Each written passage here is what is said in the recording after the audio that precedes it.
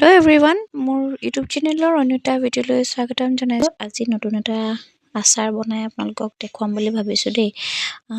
এয়া হৈছে মূলা আচাৰ বনাবলৈ লৈছোঁ। মূলা আচাৰনো মই কেনেকৈ বনালোঁ দেখাওঁ আহকচোন। প্ৰথমতে মূলাখিনি ধুনীয়াকৈ ধুই ল'লোঁ। ধুই লোৱাৰ পিছত এনেকৈ এখন পিহনাত পিহি ল'লোঁ গোটেই মূলাখিনি দেই। তাৰপিছত এয়া নিমখ অকণমান দেৰিৰ কাৰণে থৈ দিম, যিহেতু মূলাটো বহুত পানী থাকে।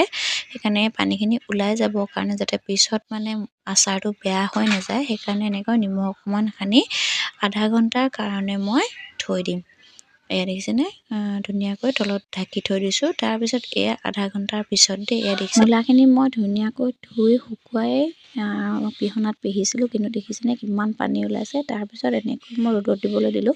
ৰ'দত মই এনেকুৱা ৰ'দ দুটা দিলোঁ, যিহেতু চোকা ৰ'দ, সেইকাৰণে বৰ বেছি ৰ'দ দিব নালাগিলে। দুটা ৰ'দতে দেখিছেনে কিমান ধুনীয়াকৈ মৰমৰীয়া হৈ গ'ল। আৰু প্ৰথমতে কৰোঁতে কিমানখিনি হৈছিলে, তাৰপিছত এয়া দেখিলেনে। তাৰপিছত ইয়াত মই দিবলৈ মছলা লৈছোঁ ধনিয়া, পাঁচফোৰণ, তাৰপিছত ঘৰতে শুকুৱাই থোৱা জলকীয়া দুটামান আৰু চফ। এইখিনি গোটেইখিনি কেৰাহীত ভাজি ল'ম অকণমান দেৰি, যেতিয়ালৈকে মানে ফুটা শব্দখিনি আহে তেতিয়ালৈকে। দেখিছেনে অকণ ৰঙচুৱা হৈ গৈছে, ধোঁৱা ওলাই গৈছে আৰু ফুটিছে মানে। তেতিয়া এইখিনি গোটেইখিনি লৈ মই অকণমান ঠাণ্ডা হ'বলৈ দিলোঁ। তাৰপিছত এয়া দেখিছে ধুনীয়াকৈ খুন্দনাত খুন্দি দিলোঁ। তাৰপিছত বটলটো যে দেখুৱাইছিলোঁ সেইটো মই আগদিনাখনে ধুই শুকুৱাই থৈছোঁ, দেখিছেনে। তাত যাতে অকণো পানী নাথাকে। পানী থাকিলে আচলতে আচাৰবিলাক বেয়া হৈ যায়, সেইকাৰণে ধুনীয়াকৈ আগতীয়াকৈ চব কাম কৰি লৈছোঁ। বটলটো আগতে শুকুৱাই ল'লোঁ। তাৰপিছত এয়া দেখিছেনে খুন্দি হৈ গ'ল। এই খুন্দাখিনি মই এতিয়া শুকোৱা মূলাখিনিত মিক্স কৰি দিম, দেখিছেনে। মিক্স কৰি দিছোঁ যিহেতু মানে মছলাখিনি ইয়াৰ ভিতৰত সোমাই যায়, তেল দিলে ধুনীয়াকৈ লাগি যায়। তাৰপিছত যিহেতু জলকীয়াখিনিত ভোট জলকীয়া আছিলে, সেইকাৰণে হাতত পৰিব বুলি এনেকৈ পলিথিন এটা পিন্ধি গোটেই আচাৰখিনি ভৰাই ল'লোঁ মছলা চছলা দেই।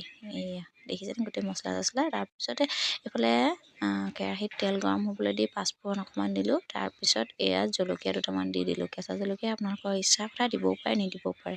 মই কেঁচা জলকীয়া দুটামান দি দিলোঁ, কাৰণ আচাৰত অকণমান জ্বলা হ'লে খাই ভাল লাগে, নহয়নে বাৰু। তাৰপিছত এইফালে কেৰাহীত এইখিনি ঠাণ্ডা হ'বলৈ থৈ দিলোঁ, দি পিনে মই বাকী কামখিনি কৰি ল'লোঁ। তাৰপিছত এয়া ঠাণ্ডা হ'ল আৰু এতিয়া বটলত ভৰাই দিছোঁ। বটলত ধুনীয়াকৈ ভৰাই দিয়াৰ পিছত মই ইয়াত কেঁচা মিঠাতেল অকণমানো দি দিছোঁ। তাৰপিছত ভিনেগাৰ দিলোঁ, কিন্তু ভিনেগাৰটো দিবলৈ আপোনালোকক দেখুৱাবলৈ পাহৰি থাকিলোঁ।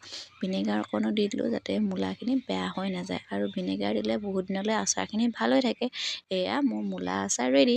এয়া 2 দিনৰ বা 3 দিনৰ পিছত আপোনালোকে খাব পাৰিব, কিয়নো মূলাখিনি শুকাই থাকে, সেইকাৰণে তেলখিনি অবজাৰ্ভ কৰিবলৈ অকণমান টাইম লাগে।